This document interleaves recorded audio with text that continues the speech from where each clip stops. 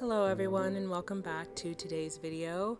This time around I wanted to take you through a typical day in my studio. This particular day I had a lot of tedious tasks to fill and prepare for the next markets coming up. I really needed to restock my shop with some of our core items and just finish packaging things. I am a painter at heart and I love to paint. I do love bookbinding and I love the world that it has become for me, but it is definitely hard to find a balance between the two, especially when it comes to packing products and just, again, doing all the tedious tasks that you don't always want to do. Everything's not always sunshine and rainbows. It's not always glamorous in the small business world. There are things that you have to get done, and so that is my day today. And yeah, I just wanted to bring you guys along and show you a realistic day in my studio.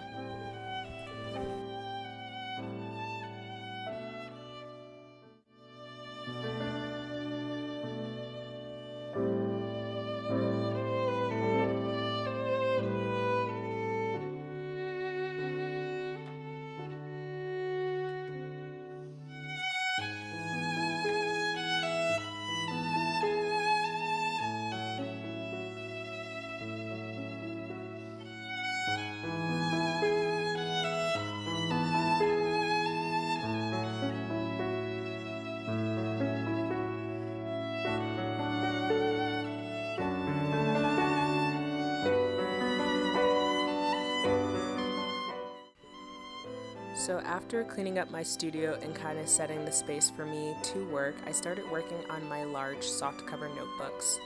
Every time I go to remake a product and restock items, again, because I am so new to bookbinding, I really try to figure out what can I do better this time, what can I adjust to help me make more high quality items and not mess up as much. If you don't know, I have something called surprise bags, and it's where I put all of my flawed items that I can't sell at full price because something went wrong throughout the production process. And this actually happens a lot. And as much as I love those surprise bags, as much as it's so fun for other people to enjoy my products at a lower price, it is definitely something that I want to kind of lower the quantity of how many I'm making, because again, I want to make sure that I can develop this skill and learn and make high quality items, and also just change things and develop my skill and say, okay, like this was good for this time, but what can I do better this time to make this product even better for the customer, right? And not worry about like price too much, but truly just develop a craft and a skill to deliver a high quality item that's going to encourage and uplift my customers. And so I was playing around with something new this time around. I don't really know if I like it or not.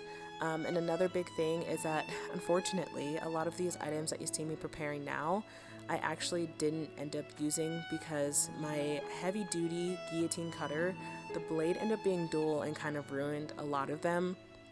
It's something that again, I'm learning how to like see those things ahead of time. I already had to order another one, and I want to make sure that I always have a sharpened blade, but that's why you see me using this guillotine cutter instead. This one's kind of dual, but I'm kind of just using it until it gives out on me, I guess, and hoping by that time I figure out the heavy duty one a little bit better. That one's given me a lot of trouble.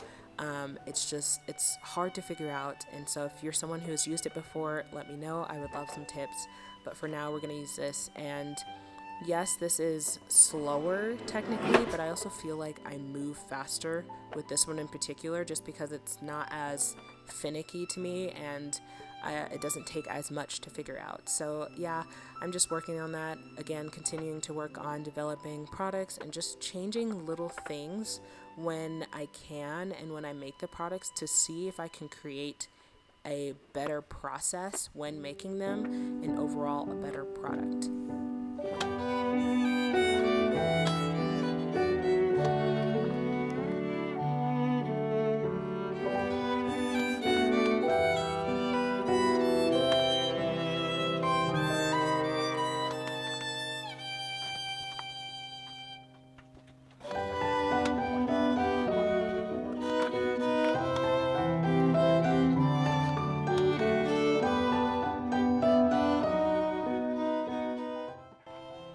So after I finished cutting down all my large softcover notebook covers, I started working on my greeting cards. And these I feel like I don't have to restock as often. Usually I do it in bulk when I do prepare them, so I feel like they last me a while. But I do think they're not my like highest selling item. Although every market is different. Every time I feel like I figured out what works best, I always sell more of something else that's different at a new market. So it really just depends. That's why I like to just have a variety of things that go well together, things that you can create sets together with, and either it's for yourself or for somebody else, but just kind of cultivate something nice for you or a gift.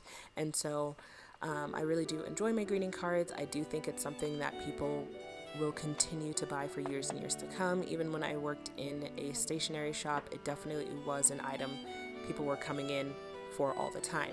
And eventually in the future, I'd love to make you like these are unique because it has my art on it, but I would love to make some unique ones that has some sort of text, whether it's on the inside or outside. I think those would do even better. But for now, I love my greeting cards. I love how they turned out, and they are definitely one of the easier items to make.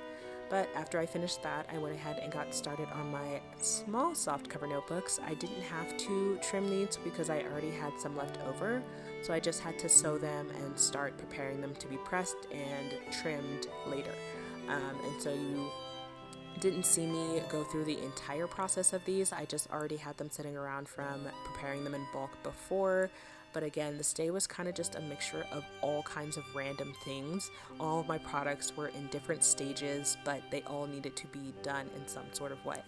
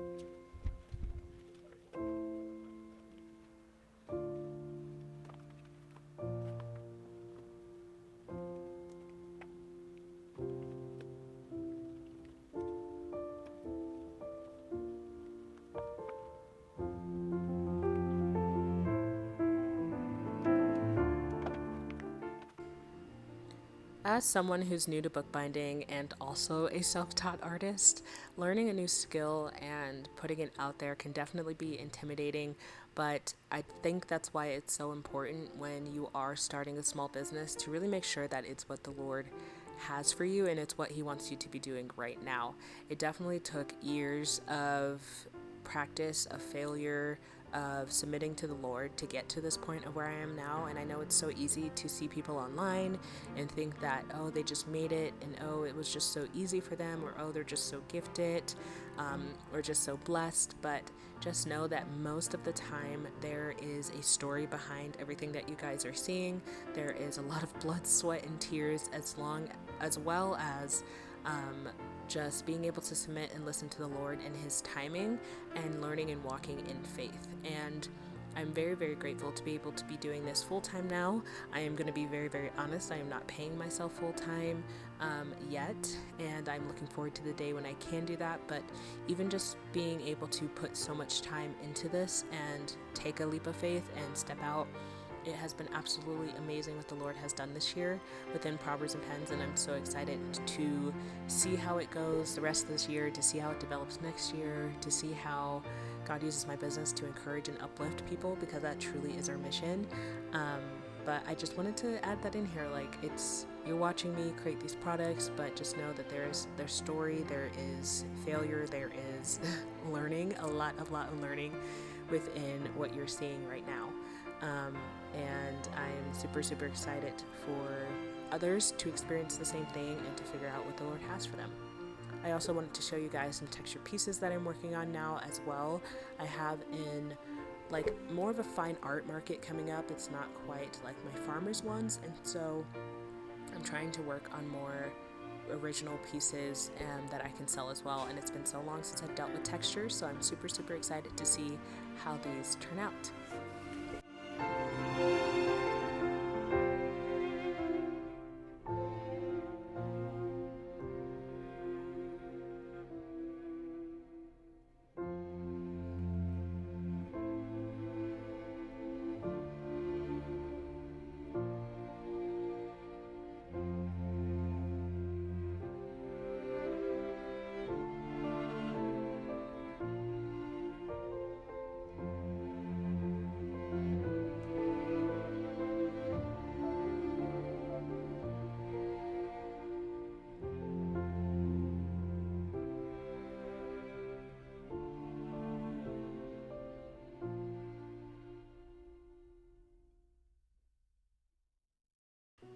One of my favorite items to make has actually become my bookmarks, which I am super, super surprised about, but they're so fun, they're so cute, and I even made really cute packaging for them, which I think just made them even better.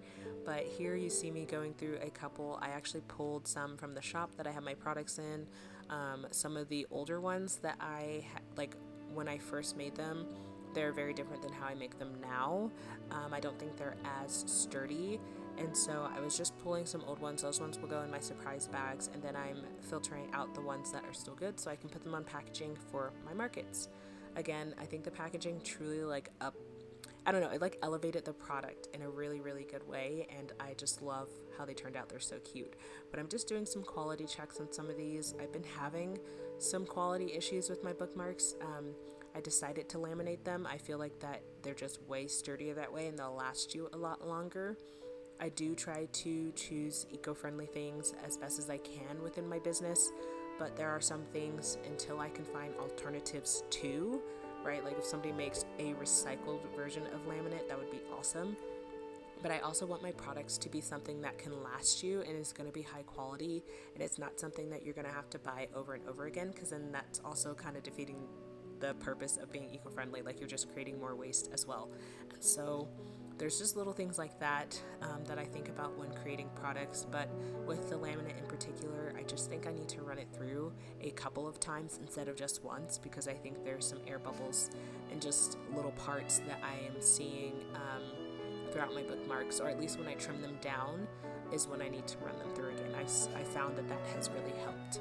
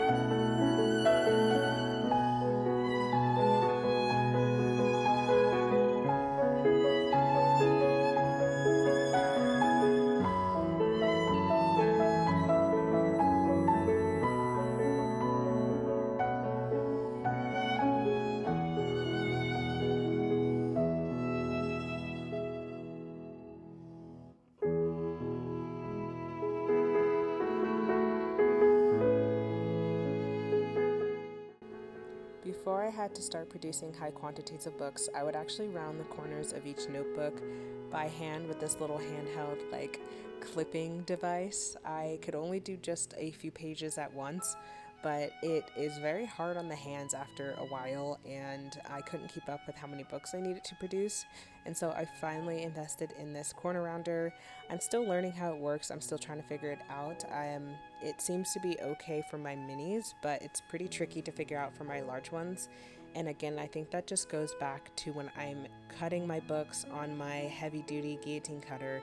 Trying to get things as straight as possible is so important, especially for this process, or it will round them at an angle.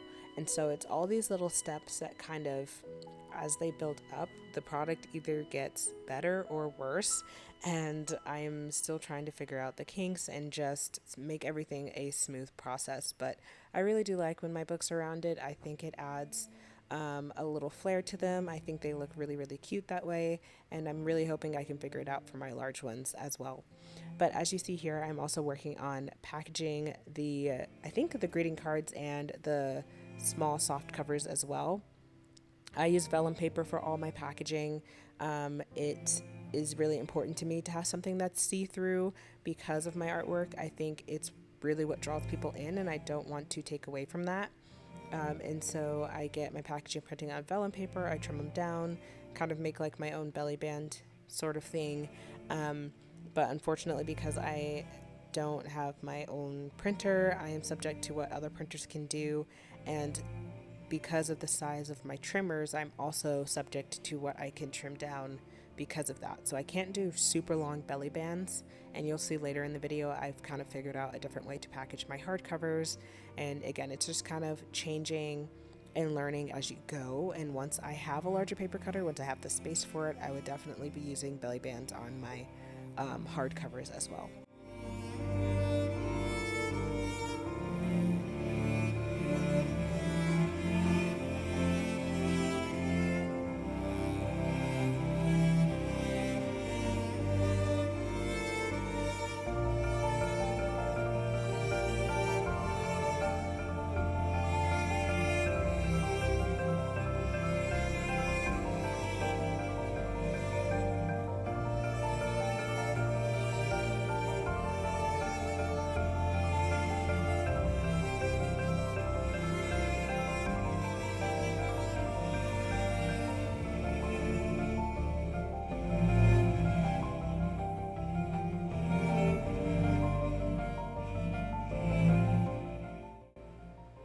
So as you can see, I'm adding the little packaging to my hardcovers.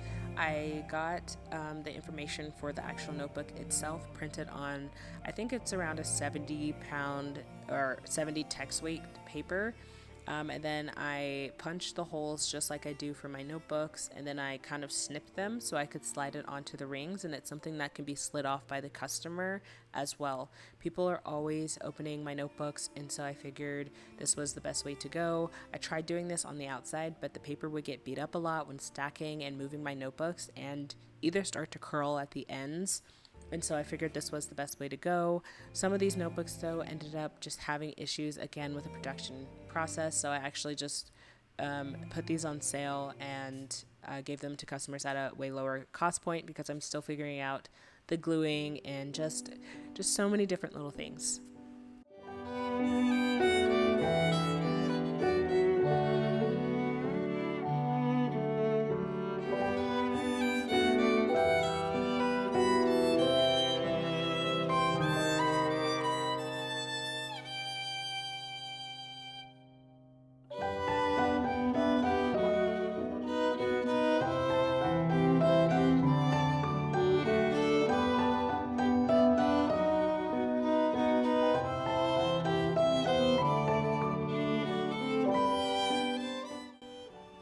I hope that throughout this process you have seen that it's okay to start somewhere. As you guys have heard me say multiple times, I'm still learning, I'm still figuring things out. I still have issues with products sometimes, and I'm learning how to grow and move within that, but I'm not allowing it to stop me from actually selling. Some of my products are, I think, really, really good, and I think I've done the best to create the highest quality that I could. I have developed processes that I when I do and I make the product, they don't always work. And so I adjust and learn and shift then when I need to. But I'm not allowing it to stop me to sell products. Again, customers are so willing to buy things at a discount because they know that things are handmade. They know that things get flawed, but they know that the item is still usable. And it really is a fun way for them to get something unique. Again, one of the things that I think makes my work so unique is the fact that I'm using my artwork on my stationery. And so it's such a fun way for people to enjoy art in an unconventional way. It's practical for the everyday person, and it's been really, really fun to learn. But don't think that you have to have things perfectly figured out before you start. Again, it's really important to make sure that it is what the Lord wants you to do, and it is what you should be pursuing right now, because there is going to be grace for that season that you have.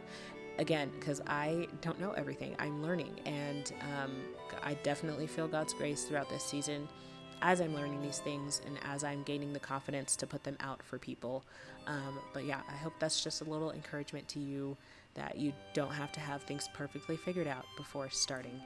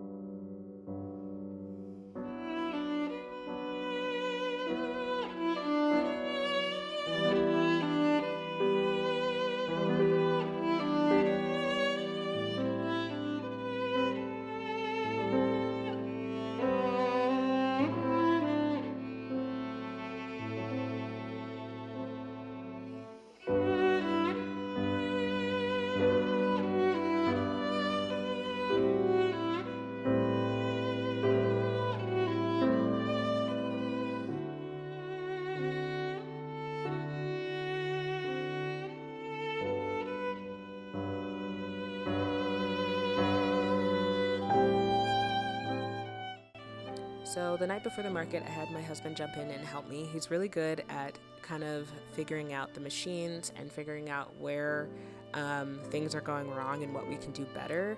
Again, he's new at this too, even newer than I am, so I'm very thankful that he spends the time trying to figure it out. I also took the time to prep more surprise bags. These are items that either discontinued, never really released, or are flawed. And so, again, it's a fun way for the customer to enjoy something unique, but at a discount. And this night, I was just really focused on getting things done, so I didn't really film the full process for everything. But later on in the video, you guys will see me prep my large soft covers for sewing. I didn't show the process of me sewing them because me and my husband actually sewed them when we watched a movie downstairs. But yeah, I just wanted to kind of wrap up this video a little bit. I'll let you guys finish it out. But this was actually ended up being over the course of a couple of days. I can't remember exactly what happened because this was a couple weeks ago when I'm recording this now. But I think I just got busy and wasn't able to finish everything in one day. And so it ended up being the course of a couple of days, which honestly is very, very common for me. I'm learning how to not overcommit and how to create a schedule and just a system that works for me. But honestly, we're learning. That is the theme of this video, is learning. And so, yeah, this night was probably a late one. It was busy, but we've had amazing markets and it's definitely been worth it. So I'll let you guys enjoy the rest of this video. Thank you for watching, and I will be back in my next one.